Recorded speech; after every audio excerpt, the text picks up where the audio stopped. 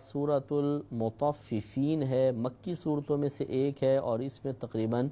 36 آیات ہیں۔ اس میں اللہ تبارک و تعالیٰ نے کم تولنے والوں کی شروع میں ہی مذمت فرمائی کہ ویل للمطففین، کم تولنے والوں کی بربادی ہے۔ الذین اذا اکتالوا علی الناس یستوفون، وہ لوگ کہ جب اوروں سے وہ ناپ لیتے ہیں تو پورا پورا لیتے ہیں۔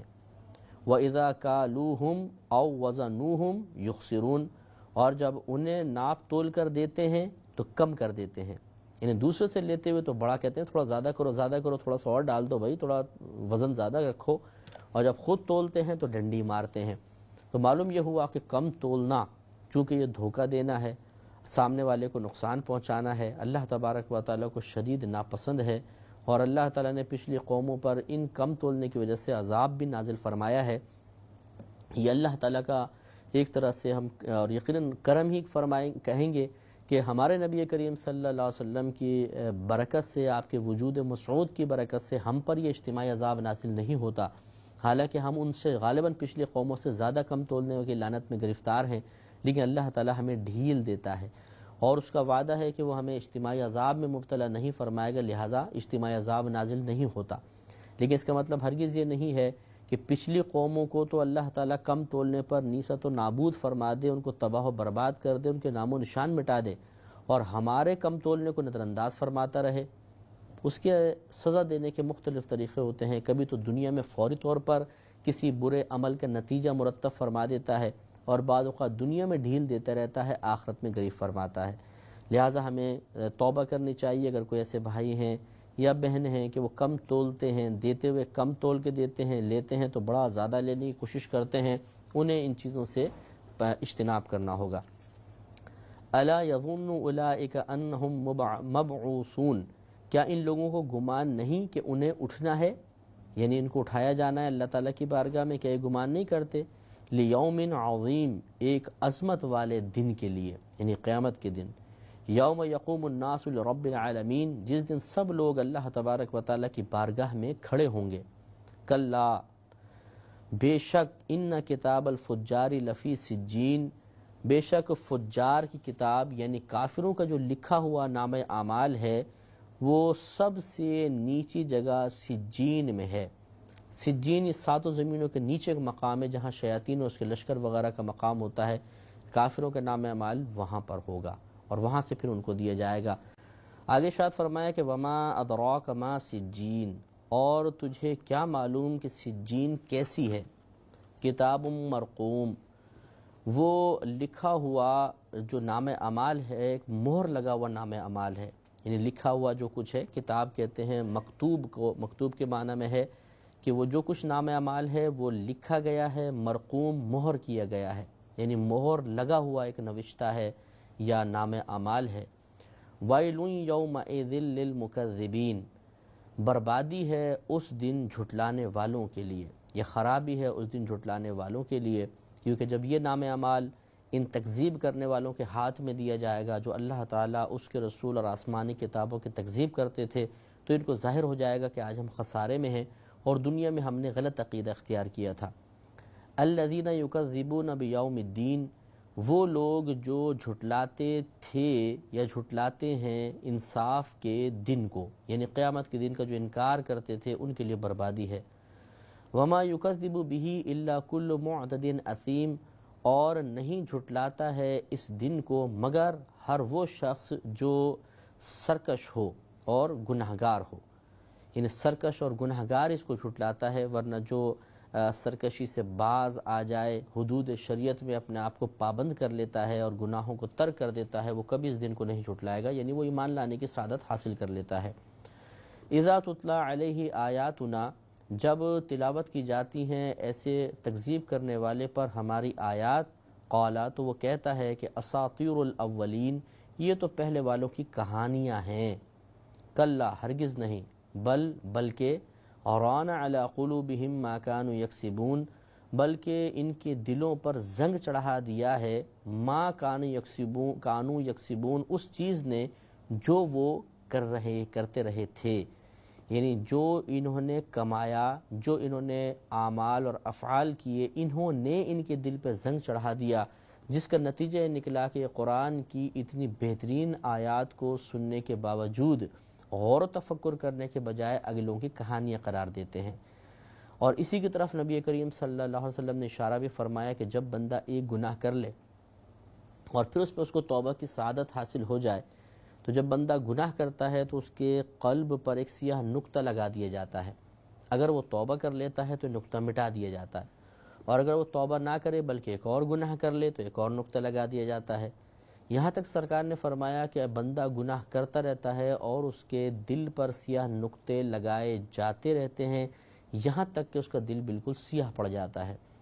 تو یہ ہوتا ہے کہ جب انسان توبہ کر لیتا ہے تو دل صاف ہو جاتا ہے، لیکن اگر توبہ نہ کرے تو پھر دل پہ اتنی سیاہی چڑھ جاتی ہے کہ نہ کوئی ہدایت اثر کرتی ہے، نہ نصیحت اثر کرتی ہے، نہ عبادات میں دل لگتا ہے، بس خرافات اور فضولیات میں انسان مبتلا ہو جاتا ہے اور اسی طرح دم توڑ دیتا ہے۔ چنانچہ جس طریقے سے گناہوں میں مبتلا شخص ایک چاہے مسلمان کیوں نہ ہو، اس کے گناہوں کا تسلسل اس کے دل کو سیاہ کر دیتا ہے، تو پھر کافر کا عمل، پھر اس کے بد مذہبیت، اس کی بد عقیدگی تو زیادہ قلب پہ اثر کرتی ہے۔ تو پھر جو اگر وہ گمراہی والے اقوال کہتا ہے، مزید گمراہی کی طرف بڑھتا ہے، تو اس کا سب سے بڑا قصور جو ہے اس کے برے اعمال ہوتے ہیں کہ اس کے دل کو سیاہ کر دیتے ہیں اور وہ ہدایت سے دور ہوتا چلا جاتا ہے۔ اسی کا تذکرہ کرتے ہوئے گویا کہ اللہ نے ارشاد فرمایا، کلا ہرگز نہیں، بلکہ رانا علی قلوبہم ما کانوا یکسبون،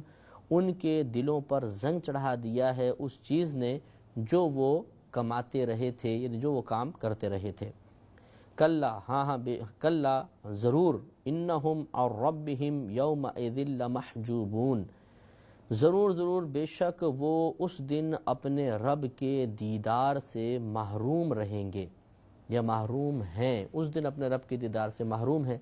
اور یہ کفار کا تذکرہ ہے، اس کا مطلب ہے کفار دیدار سے محروم ہے تو اس کی ضد ضرور انشاءاللہ ثابت ہوگی، یعنی مسلمان اللہ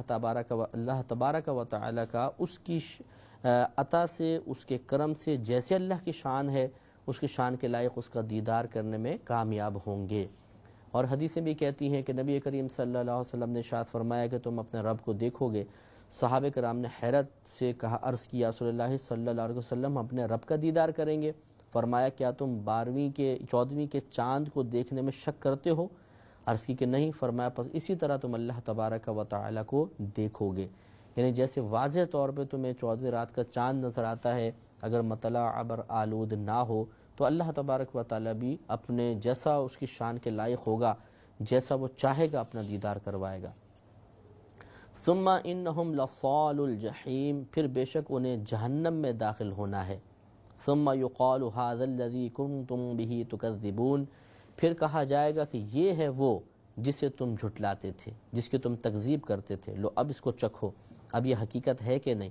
اور پھر وہ وہاں پہ کتنا پچھتائیں گے، یہ یقینی سی بات ہے۔ ہم تھوڑا سا غور و تفکر کریں تو اندازہ ہو جائے گا کہ جو دنیا میں انبیاء علیہ السلام کی باتوں کو تسلیم کر سکتے تھے، ان کی تصدیق کر کے اخروی سعادت حاصل کر سکتے تھے، لیکن موقع کو ضائع کیا۔ جب میدان محشر میں پہنچیں گے، ذلت و رسوائی ان کا مقدر بنے گی، اور پھر جہنم میں داخلہ اور وہاں کا سخت عذاب وہ دیکھیں گے، اس وقت کتنا شدید انہیں پچھتاوا ہوگا کہ کاش ہم اپنے رؤساء کی بات نہ مانتے، گمراہوں کی بات نہ مانتے، اللہ تعالیٰ کی ہدایت کو قبول کر لیتے، لیکن وہاں پچھتانا یقیناً نافع نہیں ہوگا۔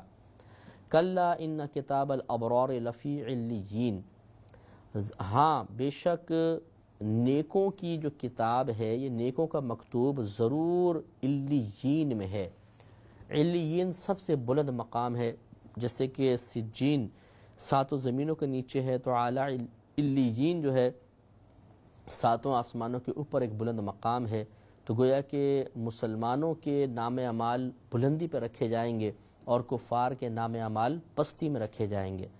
وما ادراک ما علیون، اور تجھے کیا معلوم کہ علیین کیسی ہے؟ یہ جو سوال ہوتا ہے یہ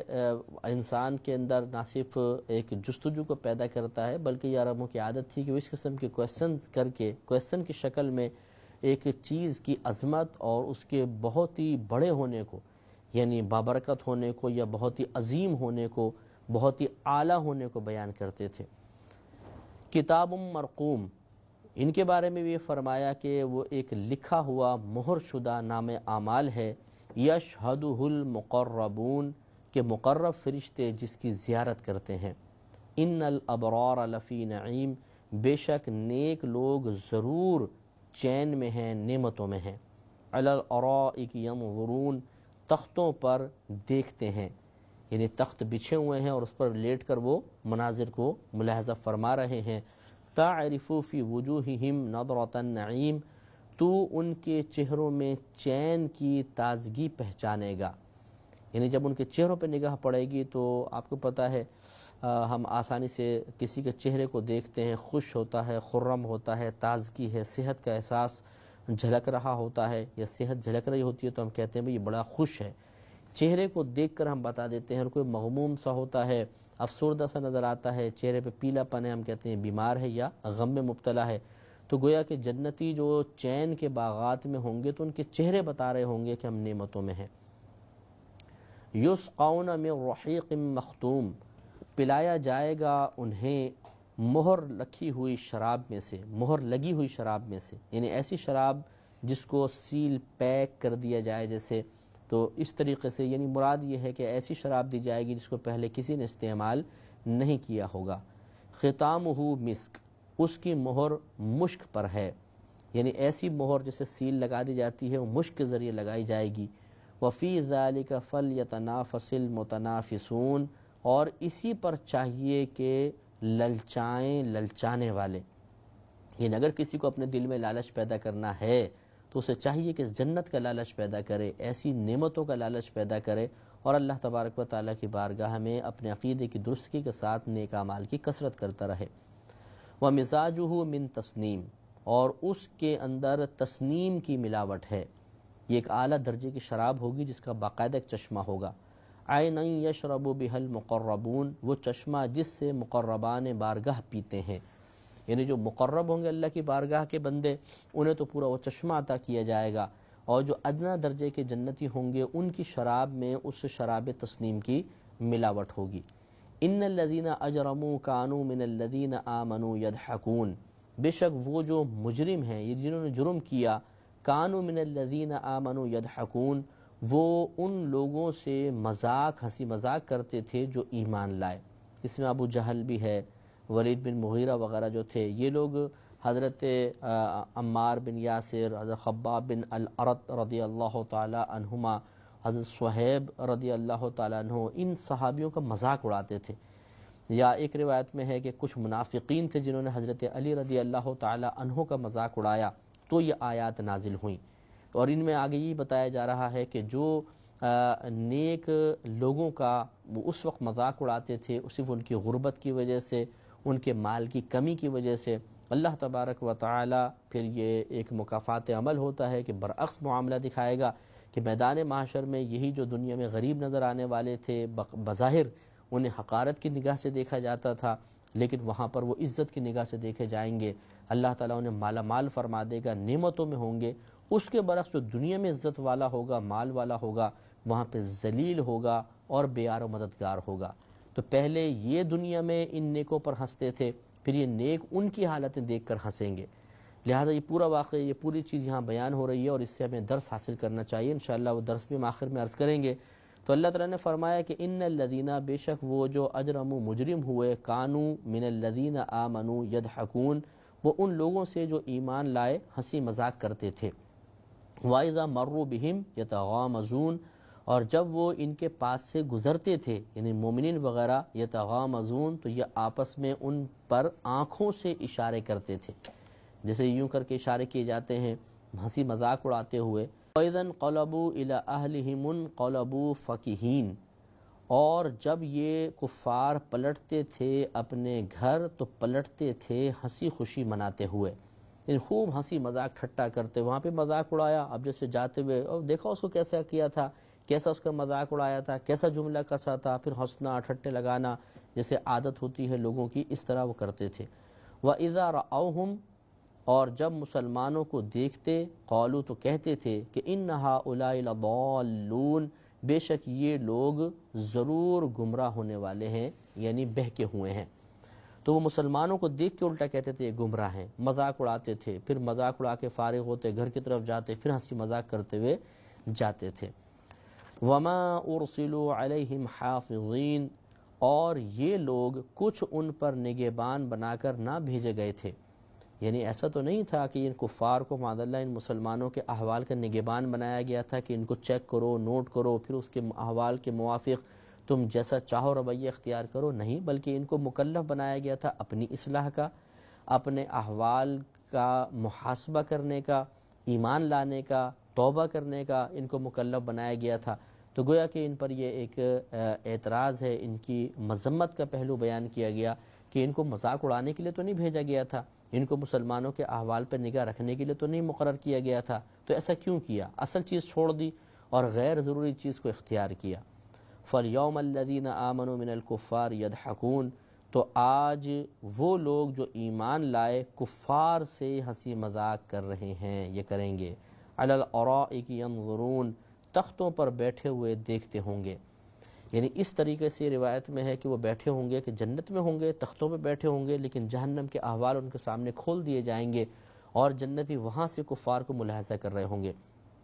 تو کفار چیخ رہے ہوں گے، چلا رہے ہوں گے کہ ہمیں یہاں سے باہر نکال دیا جائے، تو انہیں کہا جائے گا ٹھیک ہے وہ دروازہ ہے، تم کوشش کرو باہر نکلنے کی، تو یہ بھاگتے ہوئے جائیں گے وہاں پر، لیکن جب قریب پہنچیں گے دروازہ بند کر دیا جائے گا، تو اس وقت یہ گدھے کی طرح چیخیں گے، چلائیں گے، تو اس وقت یہ مومنین جب ان کو دیکھیں گے تو ان کو ہنسی آئے گی۔ تو پہلے دنیا میں یہ کفار مذاق اڑایا کرتے تھے، پھر جنت کے جنتی تختوں پر بیٹھ کر یہ کفار کی حالت کو دیکھ کر ان سے ہنسی مذاق کریں گے۔